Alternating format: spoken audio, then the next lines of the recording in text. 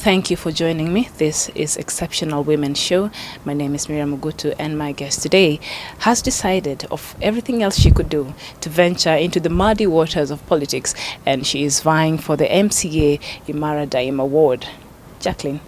Thank you. It's a pleasure to have you on the show today. Thank you for having me. A beautiful T-shirt for Kenya. Thank you. Simba. Yeah. Is that your party? Yes, this is my party. So why did you decide to go with Fort Kenya? Because it's a woman-friendly party, and they had a rebate for women. They had a good nomination fee for women. They were very women-sensitive and vulnerable-sensitive, and I thought that was just the best place for me. Okay. Yes. Oh, wow. So who is Jackline Mutere? Jackline Mutere is a mother. She's a widow also. Oh. She's a leader, and she heads an organization that was actually purely supposed to respond to the needs of women from the post-election violence, women who had been raped, women who got children from the rapes, women who got HIV and medical conditions from the rape. So I started the organization basically as a response to being able to support these women to go through the trauma and being able to live again. So I've basically been in the Transitional Justice Network, trying to get justice and reparations specifically for the women, some of them who were raped when they were very young girls, and so therefore that's been my work for the past 7 years. Okay. Yeah. So you say you're a widow and you're a mother. Yes. So how is it? How did life change after you were thrown into widowhood? First of all, I'm sorry for that. Oh, thank you. Yeah. When you're thrown into widowhood, I mean, nobody gives you advance warning on what's going to happen in life. And there are no preferences in life. It just happens. And you just go through the murky waters. And I can assure you that it takes a bit of time to recover, but it also depends on your personality, it depends on your environment, both internally and externally, and that is what helps you cope eventually until you become strong enough to live again. But you do realize at some point that you must live again. Yeah. And then does it become like a double responsibility now, because now you become the mother and the father to these children? It does become a double responsibility. Automatically, you're thrown into both of it, and I can tell you it's no easy task. I currently have, my son had just turned 18.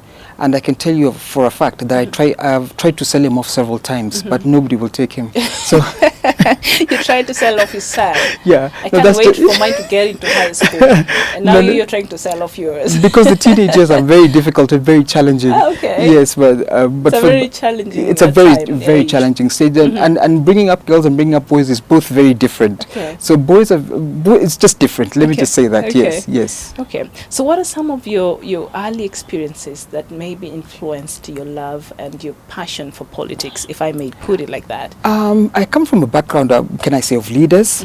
My grandma was a very strong women leader in her day, and they were doing campaigns from very first generation, the times when Kenyatta, the late Mzee Jomo Kenyatta, was a leader. She was part of the campaigners. She was part of the campaigners for the teams that were for our area MP at that time, who was James Osogo, from Budalangi. At that time it was called Busia South, and it's currently called Budalangi. And she's a piece of work, I tell you. Oh, wow. She would lead the whole division round and mobilize all the women, and she was a singer and she was a mobilizer. Yeah, one of my most precious memories of her, we lost her just early this year, was that one time she had a tiff. She had a tiff with the neighbor, and she had gone to the chief. They had to settle the scores at the chief. And during that baraza, and she thought that the chief was being unfair and was being one-sided about it, and she clobbered him. She did what? She clobbered him. She clobbered the chief. So where do you take her from there? Plus, she's an old lady. And she was an old lady. Well, let me just say she couldn't take nonsense. But I'm not saying that I'm intolerant. I'm just saying that you develop resilience. You must have pushed her to set a limit. Who, my grandma or myself? They must have pushed her for her. Yes, they did. Yes. And she was the sort of person who wouldn't take any nonsense. Okay. Yeah, and I get that a lot from her. I miss her dearly, because just during her last legs of life also, you could see that she's still an old woman, but still very, very tough. She had a lot of vigor, and in her age, she would just say a word and it would be done, and you would know that this is not right. That is law. Yeah. She just has a way about her. Okay. So basically that, and then my dad was a member of parliament during the first multi-party election. Oh, really? Yeah, he was in what was Ford Asili at that time, and he became the member of parliament for Makadara. It was called Makadara at that time, and then he passed on also. And then my sister is also in leadership somewhere, political leadership, and here I am. Okay. Yeah. Wow, so basically you come from a family full of leaders and You could say involved in politics. You could say so. Not all of us are politicians. I come Yeah. from a family of 11 and I'm the first. Yeah, but not all of us are politically inclined. But if we some of us are the visual ones, some of us are just the analysts, some of us are the practical ones. Others are passive. Others are very passive, others are very domestic, others are academic. We have a lot of academics. Okay. Yes. So it's a good mixture. Yes. Everything else. So of everything else you could be, you decided to venture into politics. Yes. Why? Because I thought I could offer leadership. Also, because of the experience I had with my current leader, my current MCA. The member of parliament is a pie in the sky. It's a dream to get hold of him or them. And I thought that the nearest person to me was meant to be my local assembly leader. Yeah. And in trying to seek for Ideally? him, ideally, Yeah. absolutely. So I looked for this gentleman for 3 years. I kid you not. I look for him for 3 years and he's just not available. And when he is available, you get him on the phone, he'll tell you he's not available, he's not around, he'll let me know, he'll call me back, he'll do, and that went on for 3 years. And so I started doing my research, and also I've shared with you a bit that my son has got a challenge with his leg. With his mobility, and in taking him to school, I thought to myself, this road is not disability friendly, nor is it even user friendly. Basically, he could easily fall in a ditch. He could cross the road. The matatus are zooming past. There's no road signs. There are no limits. Yeah. This was a health hazard. So when I told him about it, I told him to explain to us why actually he hadn't done that. He didn't explain, but then about 6 months later, I actually saw bumps on the road and I saw signage for speed limits. Okay. But that wasn't enough because, the area that I'm vying for in Maradima is very dynamic. It is. It has got 3 distinct populations. We've got the informal settlement, you've got the middle upper class, and you've got the industries. And so in serving all these people, it must be mutually beneficial, but not detrimental. As you limit the challenges and increase the benefits, but that's not the way it is. And so I thought to myself that I could add value if I could bring some of the skills, my background in civil society, and maybe perhaps also my managerial skills to the area. Because to start with, we don't have an office. We go in the MCA doesn't have an office. The current MCA doesn't have an office. So if you want, no wonder you couldn't find him for 3 Absolutely, years. absolutely. So now that is a structural issue. Somebody as a leader, the first thing that you're going to do is establish a place where you can be accessible. Of course. Yes, and so you would think that would be. You would think it would be the first thing, but unfortunately, that's not always the case. Yeah. Unfortunately.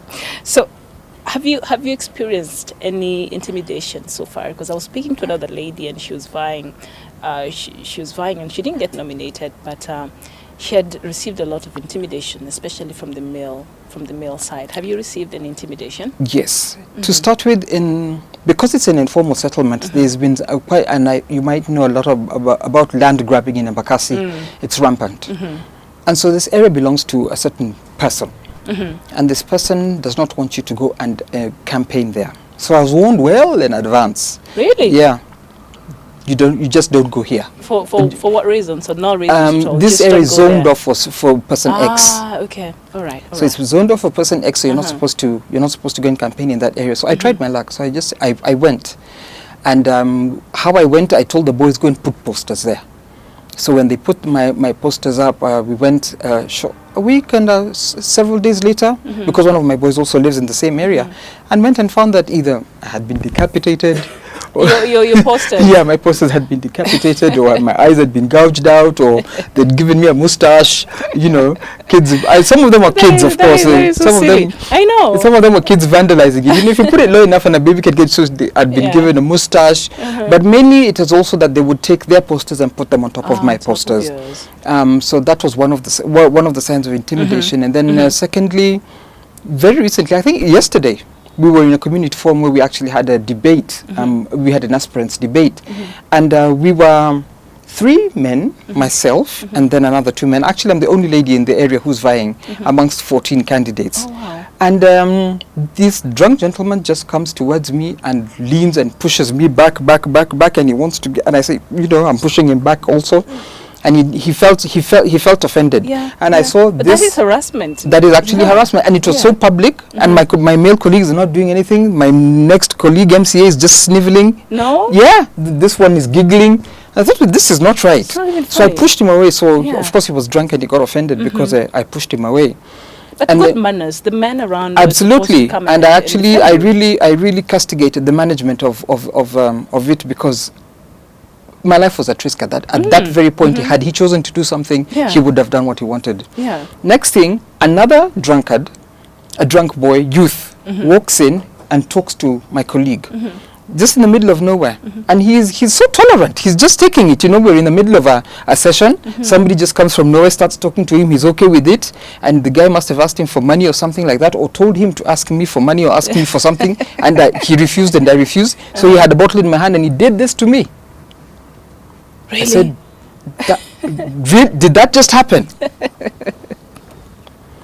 And I was quite offended at the management and the lack of the great disrespect that there is for women aspirants, of the fact that I'm Yeah, there, yeah. also even standing them or standing even with them peers, men who they perceive are hot dogs. Ah, Yeah. okay. Wow. So the intimidation is real. Very, very real. Oh, wow. So when they put their papers or their posters on top of my posters, I actually took it up. Wow. I went to the RO, to the returning officer, and told him this is what's happening, and I gave him proof. I sent him every single photo. There were about 6 of them. And they could not disprove it. Okay. They agreed. And so he asked me, what do you want to do? I said, for this, let it just be a very stern warning. So, but one of them, one of the aspirants who had told me not to go into his zoned area, actually said that I'm also going to take it up with you, because you've also put posters on my building. I said, does the entire village belong to you? So that all those houses belong to you, and I want you to prove that I never told you. But you cannot disprove what I have brought before the RO. Okay. Yeah. Oh, it's a tough world. It is. And It is. we wish you all the best. Thank you. So which woman in the world stage, be it a leader or inspires you? Maya Angelou, Oh, the late Maya Angelou. Buttress, and I love her. and who's the Bengali, the Bengali? Yeah, the daughter. Yeah. What was her name? I can't remember the name, but I remember the daughter of Buttress Girl. Yes. I forget. Benazir Bhutto. Yeah. Benazir Bhutto. Yeah. Assassinated. I love, and Maya Angelou to stand up where, just against status quo. They inspire me. Yeah. Yeah, they inspire me. I love Maya Angelou too, and Yeah. also I love Oprah. Yeah. Okay, so has Kenya achieved its quest for gender equality? And if not, what can be done to Not yet. to First of bridge the all, gap? we're still culturally very much behind. Remember when the two-thirds gender rule went to Parliament, it became something that could be done progressively. Many other things can be done instantly, but just this particular one should have been done And progressively. progressively, it was open-ended. There was Yeah, not even a it stipulation of the time. it could be till Yeah. the end of your term, Forever, yeah. or it could be when Kenya shuts down, which Or is forever, never, or never ever, Yeah, never ever. yeah. So that open-endedness just shows you that there's a bit of limitation in men's mind on what gender equality really is, and you can see it in a lot of the things, even where I live. There's a certain community that is in charge of transport. They're the Kisis. They despise me to high heaven. But they will respect you when you come with your big boys and you look like you know what really? yeah. Is But it the attitude? Is it because you're a woman? Or it's because you're a woman, and women Okay. don't speak in their community. And Yeah. like, how dare this one even try to? And there were a lot of Kisis in that particular area. It's a very patriarchal. It's very community. patriarchal, extremely patriarchal. Okay. Yeah. Yeah. Oh, wow. So do you think there's a conscious bias when it comes to women leaders? Say, now you want to vie. That's when your marital status would be brought up. That's where, a lot of these things they're start looking at. It actually came up even when we were having the public debate yesterday. According to me, I had given them my manifesto and the things that I was going to do for them, and I thought I'd You thought finished. your job is done. Yeah, I mean, asking questions about what am I going to do, stop the drainage and stuff like Yeah, that. important. And The they say, issue hey, is it. madam, hujasema mali unatoka na unakaa wapi, na kama wewe ni mtu wa kukuja tu, kuja meaning you don't live in the estate. So I told them I'm Jackie. I live in place X, and I'm widowed. I have 5 children, and anybody who's interested, my number is 0712. yeah. Whatever. Yeah. So it's subconsciously something that is just is possibly is in men also. Yeah, it's still inside Still them. there. Yeah. Okay, Jackie. We're going to take a short break, and when we come back, I want to hear more about your vision for the people of Imara Daima. So don't go too far. We'll be back in a bit. Thank you.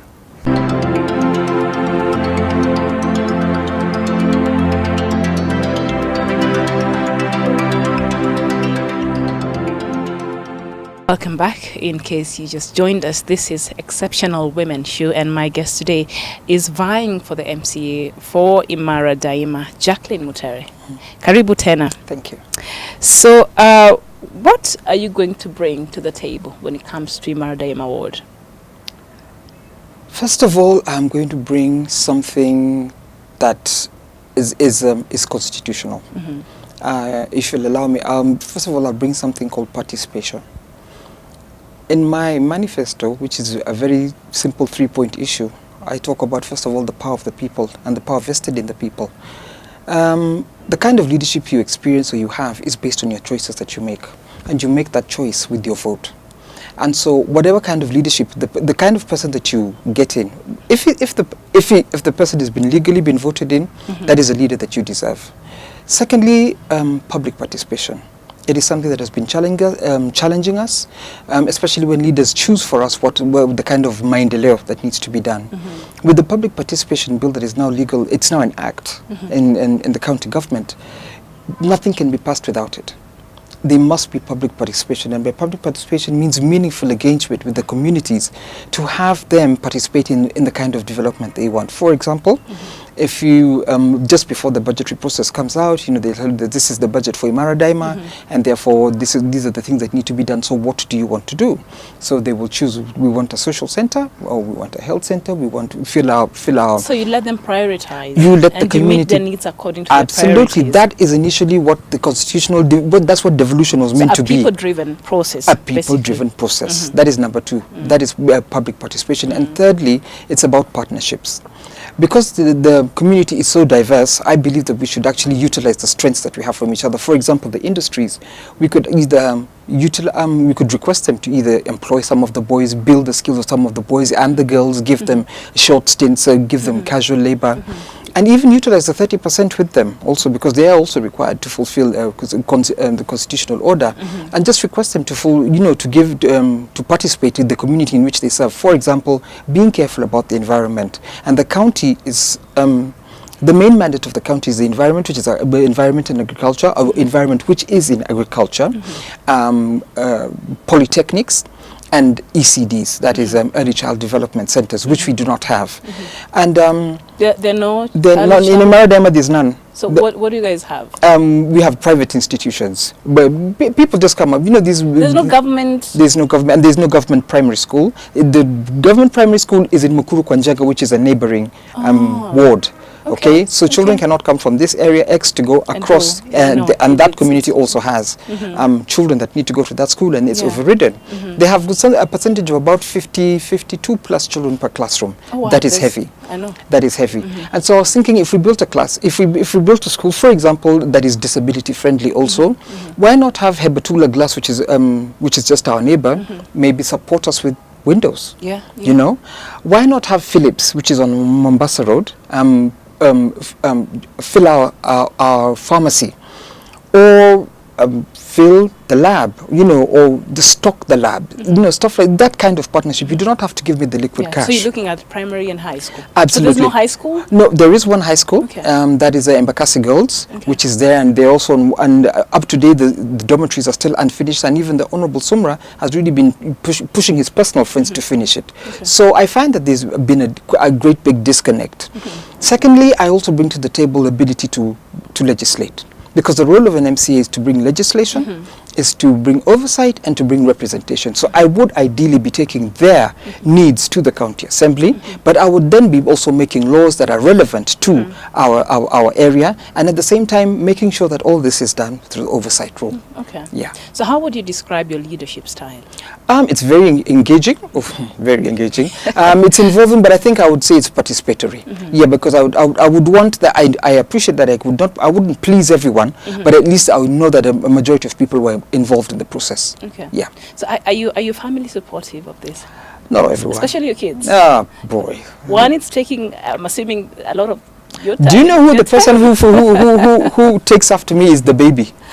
who is a piece of work. The littlest, yeah, the littlest one. The older one. The older one is she did forensic investigation. She's an analyst. Okay. So she sits from the sidelines and observes the term. You totally lost it. That one, no way. That one you should have said this, and don't go giving empty promises. And that kind of thing. Okay. The others, I told you, the boy is a piece of work. He has just got earphones on and like, oh, what's up, or kind of thing. He's a teenager now. He's a teenager. Yeah, I told you he just turned 18. Okay. Yeah, and so like we are my friends, and so what's in it for my friends? Can my friends do it? My friends. I said, oh, relax. It's 18 yeah, allowed to things like that. Yes, and then the boy, who's happy, the one who actually has got the challenge with the leg.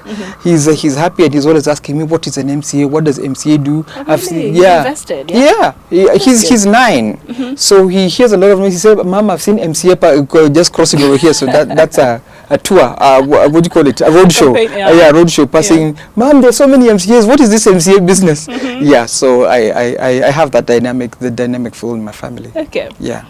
So if you were to advise yourself when you were 20, what is the greatest advice you would give when I'm 20? When you were 20. When I was 20, take your time.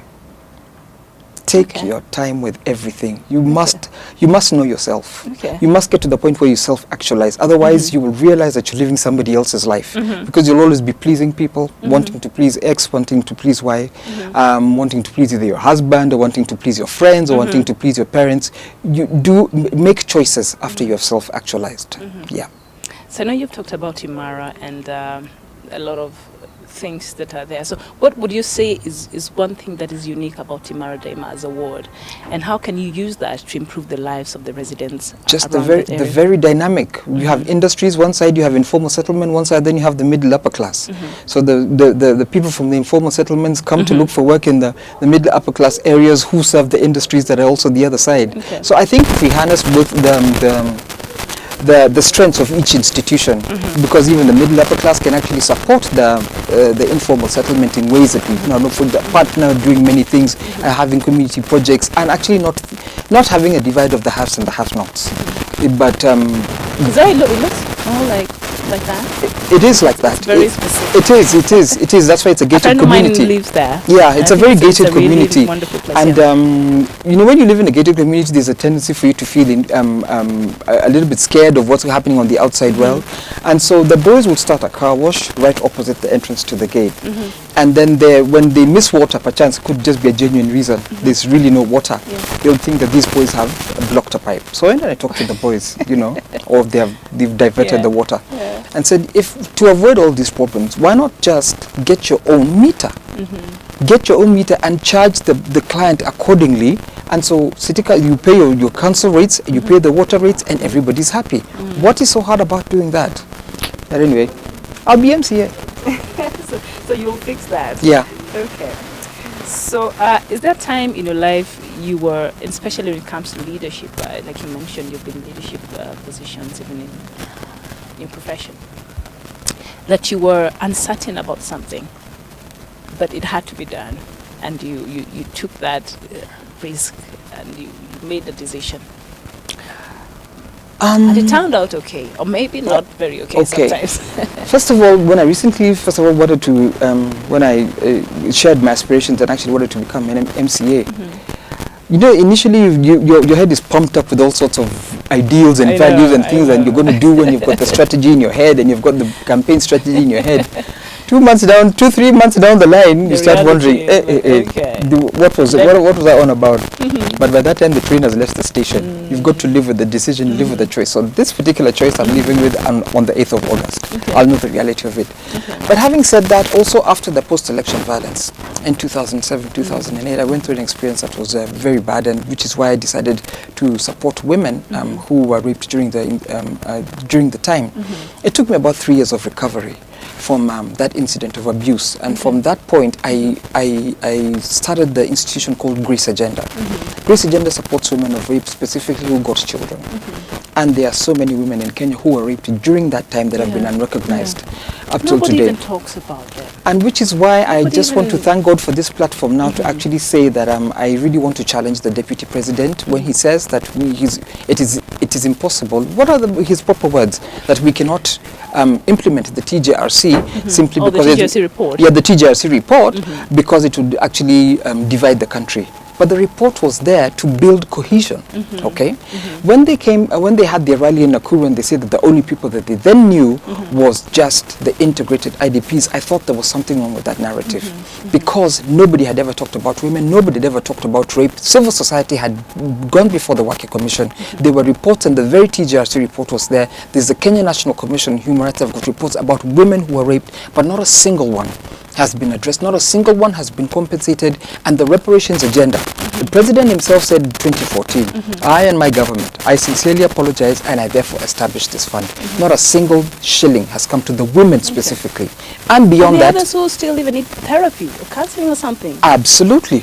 I wish you could look for the stories that are in Siaya. Some of the women, feel free to look at the Human Rights Watch report called I Just Sit and Wait to Die, in which we partnered with the Human Rights Watch. And many of the women share a lot of the stories and the things that actually happened to them. And today women still suffer from fistula. And she lives in Siaya. She was raped by 4 gangsters in Nakuru. She was a Luo. She suffers fistula.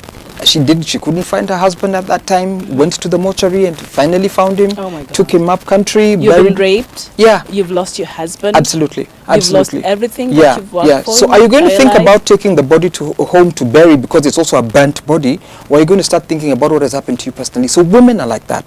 May this program, this exceptional woman, highlight some of these cases that have just been rotting in the archives of Kenya, that the justice to be served, that the reparations that the president is dishing out, busy doling out to the internally displaced persons, for me is voter bribery. Because before that fund was established, not a single person has been compensated. Why suddenly the IDPs? Exceptional women should highlight that women should be treated exceptionally based on their experiences. And with respect and dignity. Absolutely. And now that you mentioned the 2007-2008 post-election violence, and now we see our leaders, both divides, they're out there, we want peace, we want peace, we want peace and all that. And it's a good thing, and that's what all Kenyans want. But also there's the issue of justice. Are these two things separable? Oh, no, justice and fairness and peace. Justice, fairness and peace. There's a consortium of civil society organizations that took a case to court seeking for justice and actually looking for reparations. It is still in court today, and it was based on 8 sexual violence survivors who took who actually sued the government for support and for non-taking care of them, and therefore demanding for compensation or reparations, as we call it. So that is access to justice. We have not seen that.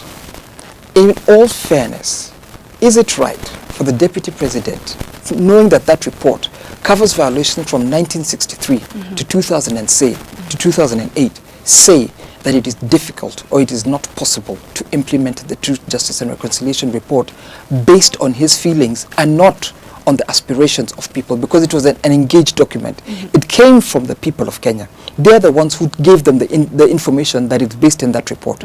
Why would it tear people apart? And they're the ones who give solutions to what ails Kenya. That report is actually meant to bind Kenyans together, if at all they would implement it properly. So you feel it can aid even in the healing? Absolutely, absolutely. The injustices can be healed. And that is the fairness. I've talked about the justice, and peace can be attained when communities have been settled. But when you still have, you cannot treat cancer with an elastoplast. Cancer cannot be treated with the elastoplast. Cancer is treated with a lot of medication, and also you're given a lot of morphine for the pain. Now the morphine is the peace. If you get the peace, Kenya will be healed. Okay. Yeah. Oh wow, Jackline. So we're almost done, but before we finish, yes, is there something you want the people, the residents of Imara Daima to know that they don't know? Another reason why they should vote you as the next MCA. Okay, it's your time to ask for votes. Okay, well, fellow citizens, I know the president starts like that, but you're addressing the nation. Yes, I'm addressing the nation. Ideally you are. I really want to serve as MCA, as a member of the county assembly, simply because I bring passion to the office, I bring clarity to the office, I bring legislative knowledge, and I bring order to the community of Imara Daima. I'm well able to articulate the issues, which means I can go to the county assembly and legislate for you. I can also be a very good representative because I'm a good listener, and above all, I'm a woman. I understand some of these things and I understand the dynamics. I've been a manager. I've run my own organization. So challenges of corruption, I will know how to be a good manager, even of resources. Don't blame me, please, if I am not your 100% good aspirant, but I'm willing to work and I'm willing to work with you. So this time, on August 8th, vote Jackline Mutere, vote for Kenya. Okay, Jackline Mutere. Yeah. MCA, you say it's not aspirant. And it's now a candidate. It's a candidate. It's candidate, yeah. For Imara Daima. Yes. It was wonderful to have you on the show. Thank you very much. And all the best in your quest. Thank you very much. Hopefully, you get that. Thank you. Because I think we need leaders like you. Thank you very much. So that this country, the younger generation can even have a hope for the next, for the future. Yeah. So all the best. Thank you very much. And thank you for coming. Okay. This has been Exceptional Women Show. I am Miriam Ogutu, and until next time, thank you for watching.